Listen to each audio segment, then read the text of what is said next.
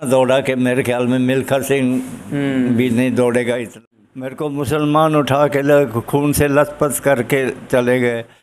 मुसलमानों ने रोक ली, भाई इस गाड़ी को काटेंगे। ना खाने को कुछ ना पानी, गर्मी बहुत, असुज का महीना था। बिछड़ गया, परिवार से बिछड़ गया मैं। 15 अगस्त 1947 को भारत देश आज़ाद हुआ। अंग्रेज़ों की यहाँ से जाने की घोषणा हुई। भारत और पाकिस्तान के दो टुकड़े भी हो गए। तो वो जो दो टुकड़े भारत पाकिस्तान के हुए थे, उसने लाखों करोड़ों लोगों को एक बड़ा दर्द दिया। तो ऐसी ही एक दर्दनाक कहानी बाबूजी के साथ है। बाबूजी हैं बनवारी लाल जी, जो पाकिस्तान में रहते थे। नारंग, मैं बनवारी लाल नारंग जीन से बोल रहा हूँ जी। और मेरे साथ ऐसी घटना, मैं पौने 7 साल का था जब भारत आज़ाद हुआ। उसके बाद हमारे ऊपर ऐसी मुसीबतें आई कि उसका कोई अंत ही नहीं है। मेरे को मुसलमान उठा के खून से लथपथ करके चले गए। और मेरा एक छोटा भाई था, मेरे पिताजी का नाम श्री जेठाराम नारंग था। हमारी बहुत बड़ी हवेली थी, दुकान थी बहुत इलाहाबाद में। ये इलाहाबाद कहाँ था? इलाहाबाद जिला मुल्तान में, 40 मील दूर था हमारे से मुल्तान। तो वहाँ ये घटना हुई और हमें बहुत तंग किया। कोई जो मुसलमान कहने लगे या तो मुसलमान बनो या यहाँ से हमें मार डालेंगे। फिर मैं 1 महीने की मोहलत ली हमने, भाई हमें सोचने का मौका दो। इतने फिर मिलिट्री हमें लेने आ गई और सब मुसलमान कोई नहीं वहाँ नज़र आया। जब सब बंद करके चले गए, हमें कहा भाई जो सामान लेना है ला लो। बहुत बड़ी हवेली थी, दुकान थी, बहुत सब कुछ था, बहुत ही खुशहाल थे। और उसके बाद तो हमारे साथ जब घर से चले तो बदनसीबी हमारे साथ चल पड़ी। और उसने पेंडा नहीं छोड़ा बिल्कुल हमारा। बदनसीबी साथ चल पड़ी। हाँ, वहाँ बदनसीबी हमारे। उसमें परिवार में कौन कौन मेंबर थे? हमारे परिवार में एक मेरी बहन थी मेरे से 3.5 साल बड़ी, जिसकी आंखें नहीं थी। उसकी आंखें खराब हो चुकी थी, बहुत ही इलाज करवाया, वो नहीं ठीक हुई। मेरे पिताजी थे, मेरी माताजी थी और 6 महीने का मेरा भाई हुआ था छोटा। ये परिवार था हमारा। और वैसे चाचा ताऊ का परिवार था। ताऊ तो था नहीं, उसके 2 लड़के थे। एक चाचा था चौधरी राम, वो हमारे यहाँ रहते थे, मेरे पिताजी के चाचा के लड़के थे वो। और बहुत खुशहाली थी, कोई कमी नहीं थी किसी चीज़ की। और मेरे पिताजी ने 200 मन गेहूँ कणक बेची 1 रुपये मन में। वो भी हमें बुला के, मेरे पिताजी को बुला के, और वो वापस पैसे ले लिए। कहने तुम बेच नहीं सकते, तुमने तो जाना है। और घोड़ी बांध जाना। घोड़ी मेरे पिताजी ने मेरे लिए ली थी, बहुत रकेब बनवाई मेरे लिए छोटी। जहाँ भी जाएगा मेरा बेटा घोड़ी पे चढ़ के जाएगा। घोड़ी ली थी। और वो कहने लगा भाई घोड़ी भी आप यहाँ बांध जाना। बाग था हमारे यहाँ एक इलाहाबाद। ये वहाँ के लोगों ने कहा, मुसलमानों ने? हाँ, मुसलमानों ने। उनका बड़ा लीडर था कोई, वो कहने लगा घोड़ी भी बांध जाना और 200 रुपये जमा करा जाना यहाँ। अच्छा। तुम बेच नहीं सकते। उसके बाद हमें मिलिट्री लेने आ गई। वो हम बूरा मंडी में ले आई। हमें बूरा मंडी में सब सामान हम ले आए थे वहाँ से। और सिर्फ अलमारी छोड़ के आए थे, लोगों की जो थी वो छोड़ के आए थे। वहाँ आके खाने पीने का सामान था, सब बनाया। उन्होंने कहा भाई सामान बनाओ, हम सैर करके आ रहे हैं।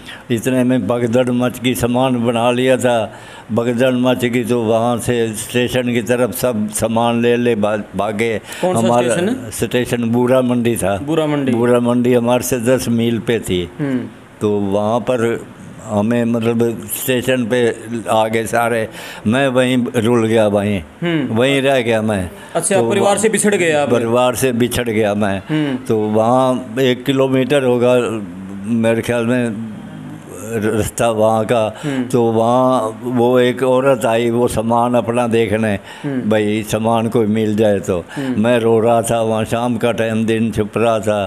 तो वहाँ वो मुझे ले गई। कितनी उम्र थी तब आपकी? उम्र पौने 7 साल की थी। पौने 7 साल? हाँ जी। तो वहाँ फिर वो मेरे को स्टेशन पे ले आई। मेरे माँ बाप वहाँ ढूंढ रहे थे मुझे। वहाँ से सुबह हमारी गाड़ी 5 बजे चली।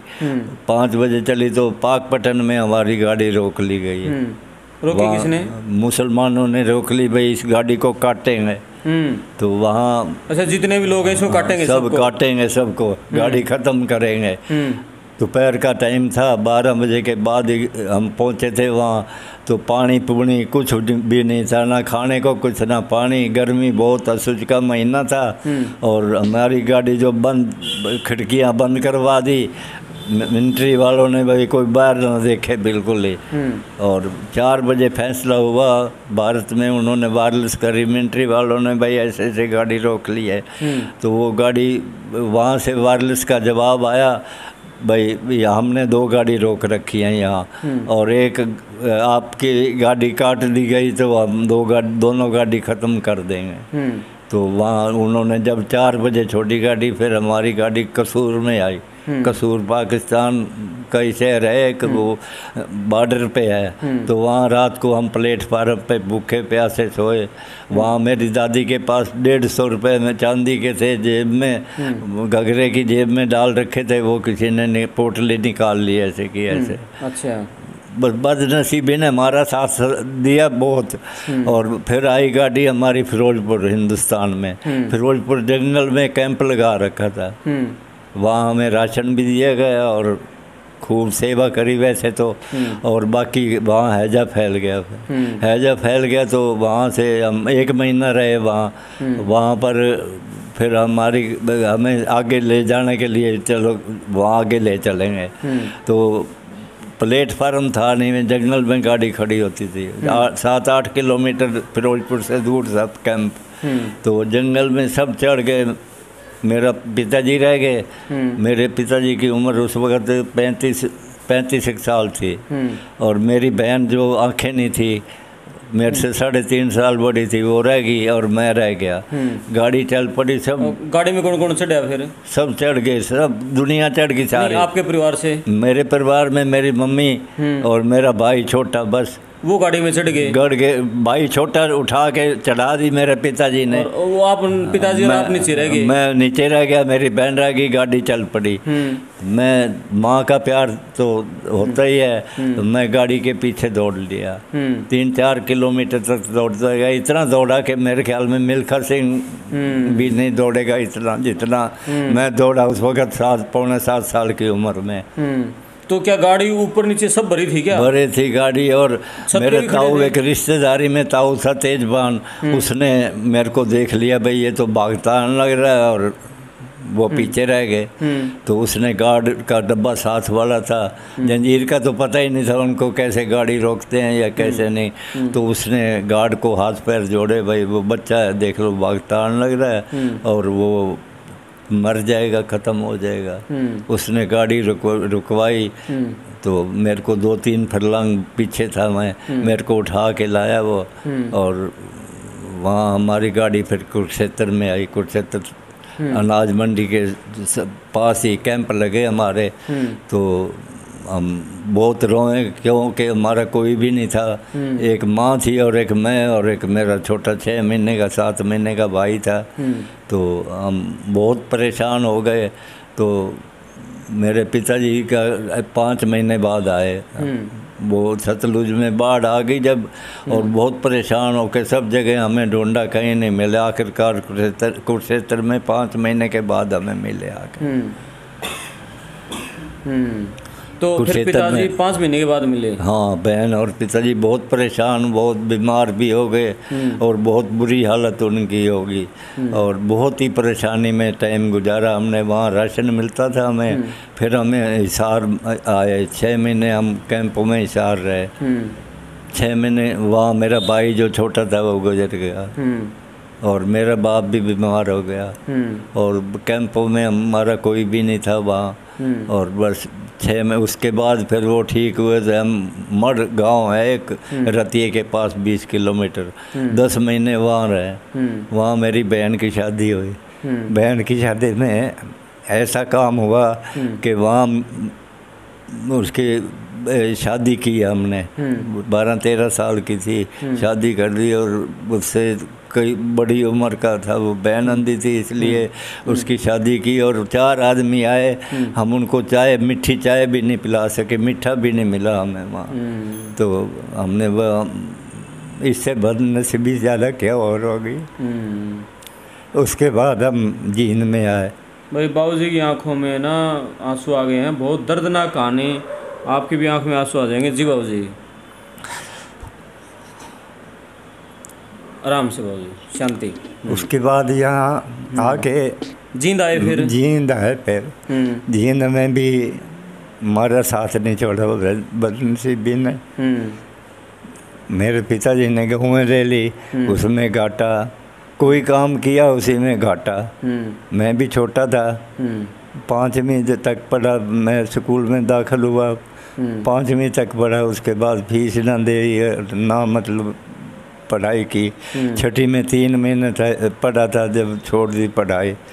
उसके बाद मेरे पिताजी ने पानीपत जाके खड्डी लगा ली, हैंडलूम। वहाँ हैंडलूम उनको चला सीखी तो सही, फिर बीमार रहते थे, चलाई नहीं गई। मैं 13 साल का था जब मेरे को हैंडलूम चलानी पड़ी। वहाँ जाके सीखा, पहले सीखा 8 आने रोज पे मैं 15 रुपये महीने में वहाँ जाके बंधुआ मजदूरों की तरह मैंने नौकरी की और खड्डी भी चलानी सीखी। वहाँ खड्डी चलाते चलाते मेरे बस पैर सुन्न हो जाते, इतना के छोटे, सब देख के हैरान होते, 12-13 साल का ये खड्डी कैसे चला रहा है। वहाँ भी बस बहुत ही गरीबी देखी, बहुत ही। उसके बाद हम जींद फिर वापस आ गए। जींद वापस आ गए तो उसके बाद यहाँ फिर शादी हो गई 61 में। 61 में शादी होगी तो बहुत साथ दिया घर वालों ने भी। और एक अकेला कमाने वाला, मैं 10 जी खाने वाले। मेरे बहन के बच्चे भी 2 थे, वो भी मेरे साथ। मेरी घरवाली, मेरा पिताजी और मेरी बहन और मेरे भी जीजा जी थे, वो भी सब बीमार रहते थे वो भी। और बहुत ही मुसीबत में हमने वो दिन गुजारे। और मकान जो था वो 1000 रुपये का हमें क्लेम में मिला था, वो 850 दे के अब बिल्कुल बेघर हो गए। फिर हमने 7 रुपये महीने में किराए पे लिया यहाँ मकान। 7 रुपये महीना? 7 रुपये महीने में किराए पे मकान लिया, कच्चा मकान था जो, जिसमें हम सब रहने लगे। 10 जी हम घर। 2 भाई थे मेरे, 2 भाई भी हो गए 1951 में और 1954 में। तो फिर परिवार बढ़ गया और मैं अकेला करने वाला। मेरे पिताजी भी गुजर गए 61 में, शादी के 6 महीने बाद गुजर गए। और बहुत ही मुसीबत हो गई मेरे साथ। यहाँ दुकान करी सीर में किसी के साथ, वहाँ भी नहीं काम चला। फिर मैं खरक राम जी में दुकान फेरी करने लग गया। फिर खरक राम जी में 4 साल दुकान करी। वहाँ से फिर मैं यहाँ जींद में आके करी सब्जी की दुकान। काम नहीं चला, काम नहीं चला मेरा यहाँ भी। तो मैं गौ रक्षा आंदोलन चला था। गौ रक्षा आंदोलन में 1 महीना वहाँ चांदनी चौक में स्वामी कृपात्री जी के साथ गिरफ्तारी थी। वहाँ गिरफ्तार हुए तो वहाँ लुधियाने हमें 1 महीना जेल में रखा गया। वहाँ से आते मेरी यहाँ जान पहचान हो गई ऐसे कि पता नहीं गौ माता का प्रताप से या पता नहीं, काम मेरा खूब चलने लग गया। मेहनत करते हम दोनों भाई, मेहनत करने लगे। और सिर में हम कोई अलग नहीं था हमारा, कुछ भी सब सिर में था।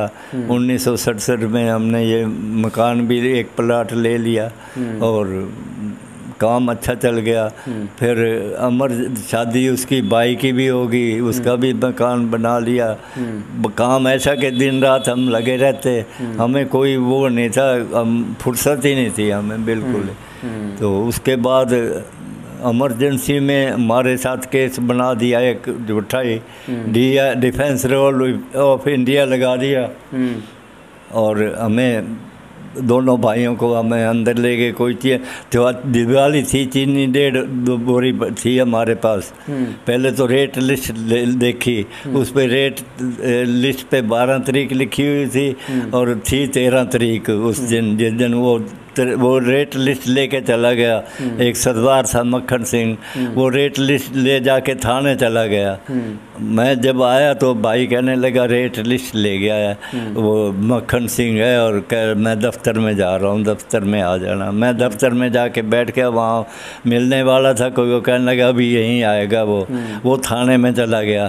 थाने वालों थानादार था बहुत करप्ट, वो बहुत रिश्वतखोर और बहुत ही ख़तरनाक आदमी था।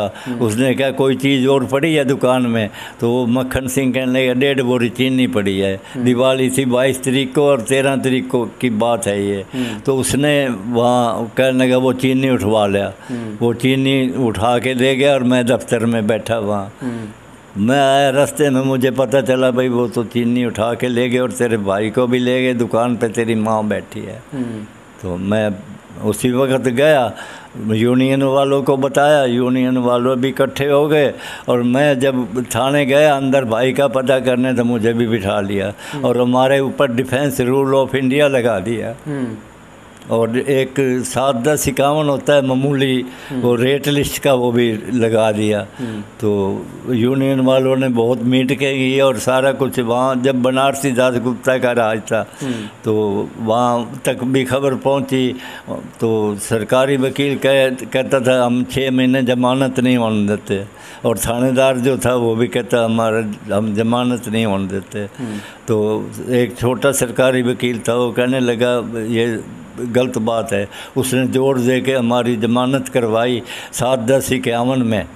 तो वहाँ फिर कुछ दिन बाद वो रोज़ चक्कर काटते हमारे पास, मक्खन सिंह भी और थानेदार भी, आप दस्तखत कर दो और हम DIR तो ख़त्म कर देंगे, और वो 7-10-51 में जो 50 रुपये जुर्माना लगेगा और आप वो 50 रुपये जुर्माना दे, मामूली है, कोई दागी नहीं होता उसमें। तो हमने वकील से पूछ के कहने लगे कोई बात नहीं, इसमें से कोई फ़र्क नहीं पड़ता। तो उन्होंने 50 रुपये जुर्माना लेके 50-50 और हमें वो चीनी भी रिलीज़ कर दी और DIR ख़त्म कर दिया। फिर भाई अब DIR बनता भी नहीं था, हमारे पास पक्का बिल था। 4 रुपये 95 पैसे तो चीनी आती थी और 5 रुपये 10 पैसे बेचनी होती थी। हमने कभी ब्लैक का काम किया ही नहीं था वहाँ।